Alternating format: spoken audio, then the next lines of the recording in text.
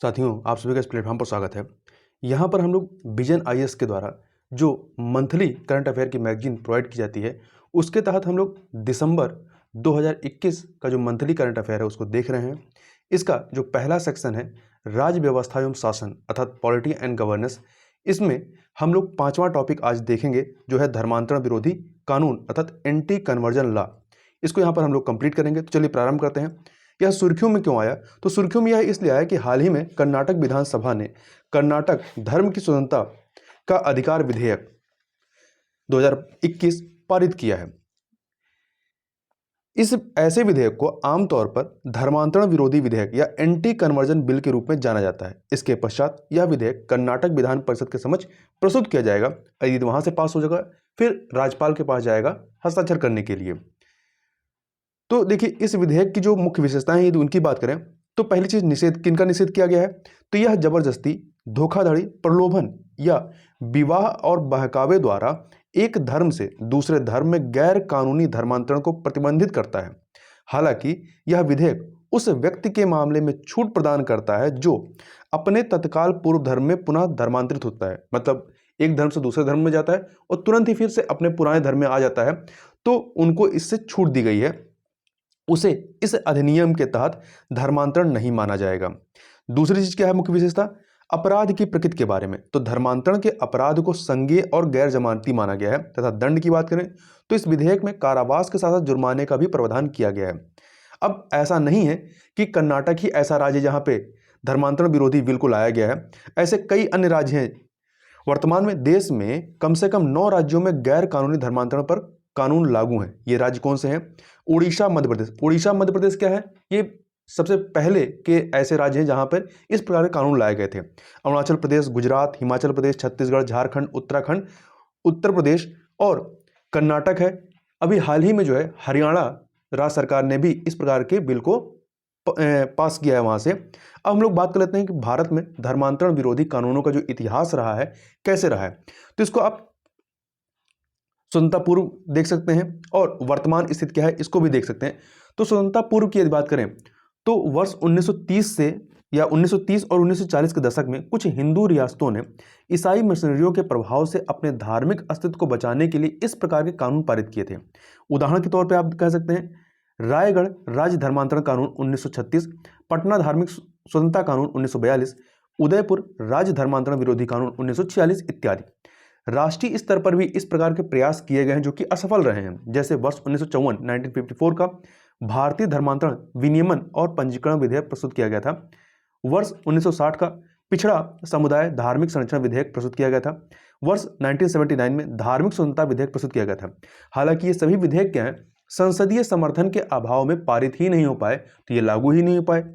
वर्तमान स्थिति क्या है? वर्ष 2015 में इस में कानून मंत्रालय ने कहा कि यह जो पूरा मामला है धर्मांतरण विरोधी कानून का, ये पूरा का पूरा पूर्ण रूप से राज्य सूची का विषय है और संसद द्वारा इस मुद्दे पर कानून बनाना संविधान के सिद्धांतों के मूल सिद्धांतों के अनुरूप नहीं है। इसका अर्थ यह हुआ कि वह धर्मांतरण विरोधी कानून जो है बनाना पूर्ण रूप से राज्य के अधिकार क्षेत्र में आता है। तो यहां ध्यान रखिएगा, धर्मांतरण विरोधी कानून ये किस के तहत आता है? तो ये राज्य सूची के तहत आता है। आगे चलते हैं। अब यहां पर धर्मांतरण विरोधी जो कानून है, इन कानूनों के पीछे तर्क क्या है, मतलब क्यों लाया जाता है? तो जो दलीलें दी जाती हैं यदि उनकी बात करें तो देखिए, पहला है जनसांख्यिकी में परिवर्तन के भय से निपटने में ये इस प्रकार के कानून सहायक हैं। धर्मांतरण विरोधी कानूनों को अनावश्यक धर्मांतरण की समस्या से निपटने का एक उपाय माना जाता है। ध्यातव्य है कि धर्मांतरण को जनसंख्या के स्वरूप में परिवर्तन लाने का एक तरीका भी माना जाता है। दूसरा, ऐसे कानून धर्मांतरण पर पूर्ण प्रतिबंध नहीं लगाते। ये कानून धर्मांतरण रोकने के लिए नहीं है, बल्कि इनका उद्देश्य उन धर्मांतरणों को रोकना है जो जबरदस्ती, प्रलोभन या धोखाधड़ी से किए गए हों। ऐसे कानूनों के समर्थकों का यह तर्क है कि वर्तमान में इस प्रकार के धर्मांतरण के उदाहरण काफी अधिक संख्या में देखने को मिलते हैं, इसलिए इन कानूनों को ऐसी गतिविधियों को आपराधिक घोषित करने हेतु ही बनाया गया है। तीसरा पॉइंट, ऐसे कानून धार्मिक स्वतंत्रता को और मजबूत करते हैं। कैसे? क्योंकि ये विधेयक जबरन या प्रेरित धर्मांतरण के लिए सख्त या कठोर प्रावधान करते हैं, इसलिए इन्हें धार्मिक स्वतंत्रता की सुरक्षा के लिए आवश्यक सुरक्षा उपायों के रूप में माना जाता है। धार्मिक स्वतंत्रता संवैधानिक तथा अंतर्राष्ट्रीय उपायों द्वारा प्रदत्त एक अधिकार है। भारतीय संविधान के अनुच्छेद 25 में दी गई स्वतंत्रता असीमित नहीं है, क्योंकि इसे लोक व्यवस्था, स्वास्थ्य, सदाचार और अन्य मौलिक अधिकारों के रूप में प्रतिबंधों के अधीन सीमित किया गया है। तो यहां यदि हम आर्टिकल 25 में जो मूल अधिकार दिया गया है वो क्या है, वह इसमें कहा गया है धर्म की स्वतंत्रता के अधिकार के संबंध में अंतःकरण की और धर्म के अबाध रूप से मानने, आचरण और प्रचार करने की स्वतंत्रता है। तो उसी के बारे में कहा गया है कि यह स्वतंत्रता असीमित नहीं है, क्योंकि इसे लोक व्यवस्था, स्वास्थ्य, सदाचार और अन्य मौलिक अधिकारों के रूप में प्रतिबंधों के अधीन सीमित किया गया है। देखिए, भारत की वैधानिक व्यवस्था केवल उस धर्मांतरण को मान्यता देती है जो प्रलोभन या धमकी के साथ नहीं किया जाता है। इसके अतिरिक्त अगला जो पॉइंट है, धर्मांतरण पर संविधान सभा में चर्चा हुई थी। ठीक है, यह भी एक आधार है। सरदार पटेल ने संविधान सभा की बहस के दौरान जबरन धर्मांतरण के बारे में चिंता व्यक्त की थी, जो आगे चल करके भारत में धर्मांतरण विरोधी कानूनों का नैतिक आधार बना। एक अन्य सदस्य अनंत शयनम अयंगर ने प्रस्ताव दिया था कि धर्म परिवर्तन पर प्रतिबंध लगाया जाना चाहिए और किसी न्यायाधीश के समक्ष केवल शपथ के आधार पर ही धर्मांतरण की अनुमति दी जानी चाहिए। अब पहले बात कर लेते हैं कि अलग अलग धर्मांतरण विरोधी कानूनों को चुनौती और इस विषय पर कोर्ट का फैसला क्या रहा है। उसके बाद हम लोग बात करेंगे धर्मांतरण विरोधी कानूनों से संबंधित जो मुद्दे हैं। तो देखिए, एक पहला केस है रेव स्टेनिस लाश बनाम मध्य प्रदेश राज्य तथा अन्यवाद 1977 का है। इस मामले में मध्य प्रदेश और उड़ीसा में सबसे पुराने धर्मांतरण विरोधी कानूनों की जांच की गई। न्यायालय ने दोनों राज्यों के अधिनियमों की संवैधानिकता को बरकरार रखा। न्यायालय ने कहा कि धर्मांतरण को रोकने के ये प्रयास अंतःकरण की स्वतंत्रता अर्थात फ्रीडम ऑफ कॉन्शसनेस और लोक व्यवस्था को सुरक्षित करने के लिए हैं। अपने धर्म का प्रचार करने की स्वतंत्रता, जैसा कि अनुच्छेद 25(1) के तहत निर्धारित है कि किसी अन्य व्यक्ति को धर्मांतरित कराने का मौलिक अधिकार नहीं देता है। ये जैसा उसमें कहा गया है ना कि प्रचार करने की स्वतंत्रता, तो इसके तहत किसी को धर्मांतरित कराने का मौलिक अधिकार नहीं है। पीठ ने यह फैसला सुनाया था कि एक उद्देश्यपूर्ण धर्मांतरण जो है सभी नागरिकों को दी गई अंतःकरण की स्वतंत्रता के विपरीत है। यहां ध्यान दीजिएगा, उद्देश्यपूर्ण धर्मांतरण। यह भी माना गया कि धर्मांतरण विरोधी अधिनियम जो है ये 7वीं अनुसूची की सूची 2 जो कि राज्य सूची है, इसके प्रविष्ट 1 के दायरे में आते हैं। ऐसा इसलिए क्योंकि वे धर्मांतरण पर रोक लगाकर लोक व्यवस्था में होने वाली गड़बड़ी को दूर करने के लिए हैं। ऐसे धर्मांतरण से समुदायों को ठेस पहुंच सकती है।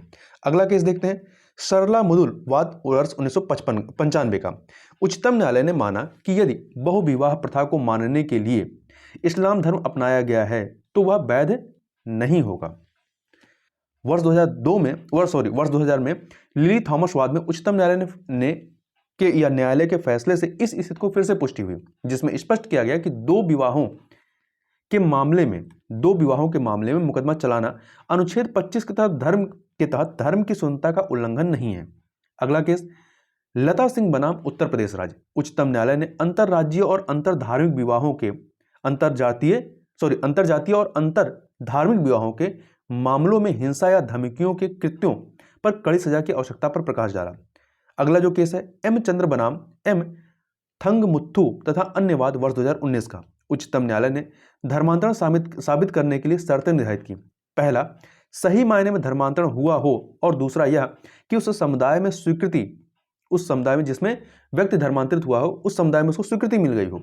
न्यायालय ने यह भी कहा कि धर्मांतरण की आवश्यकता को पूरी तरह से समाप्त नहीं किया जा सकता है।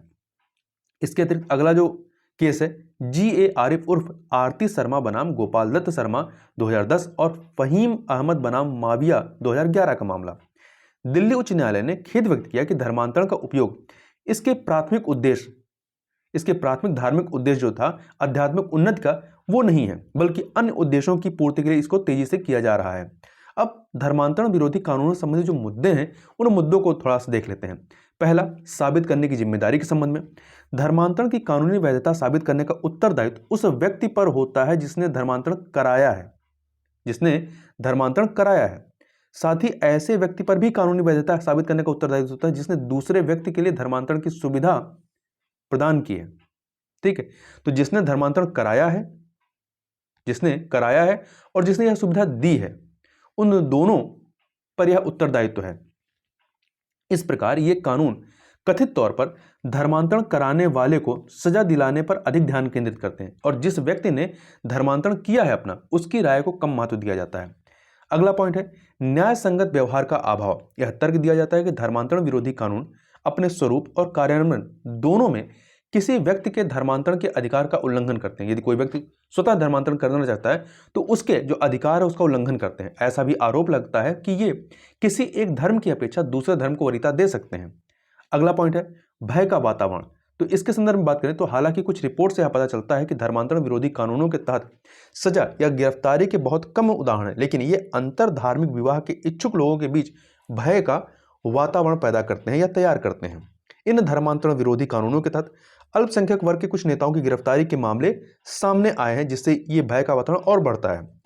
इसके अतिरिक्त जो अगला पॉइंट है इससे संबंधित मुद्दों की, तो उसमें अस्पष्ट प्रकृति और व्यापक दायरा होने का। देखिए ऐसे कानूनों में इस्तेमाल की जाने वाली शर्तें जैसे कि जबरन, धोखाधड़ी, प्रलोभन आदि को अस्पष्ट रूप से परिभाषित किया गया है। इसके कारण इन शब्दों के दुरुपयोग की व्यापक गुंजाइश रह जाती है कि जो पुलिस प्रशासन है इन शब्दों का किस प्रकार से उसका व्यापक रूप में अर्थ लेती है। कानूनों की गलत व्याख्या के कारण गैर कानूनी धर्मांतरण का आरोप शारीरिक हिंसा जैसी घटनाओं को बढ़ावा दे सकता है। यह भी माना जाता है कि पहले से व्याप्त सांप्रदायिक अलगाव को यह और बढ़ावा दे सकता है। अगला मुद्दा है धर्म की स्वतंत्रता के विरुद्ध है। यह देखिए धर्म या आध्यात्मिकता मानव स्वभाव का सबसे अभिन्न अंग है, इसलिए इस पर किसी भी प्रकार का अनुचित प्रतिबंध मानव अधिकारों का घोर उल्लंघन हो सकता है।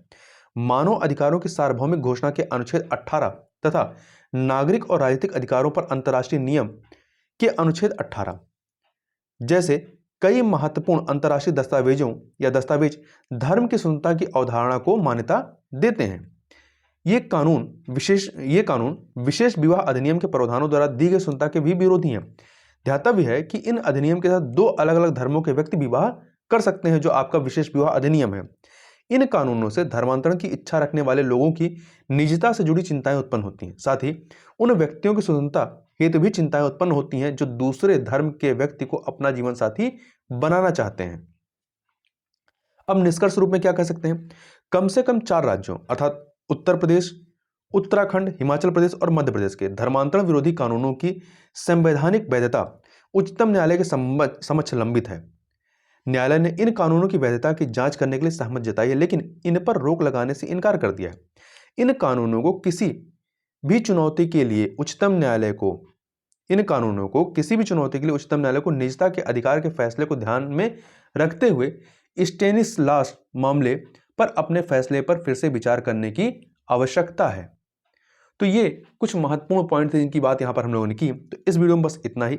नेक्स्ट वीडियो में हम लोग बेअदबी या पवित्र वस्तुओं के अनादर की घटना के संबंध में चर्चा करेंगे। तो आप सभी का बहुत बहुत धन्यवाद।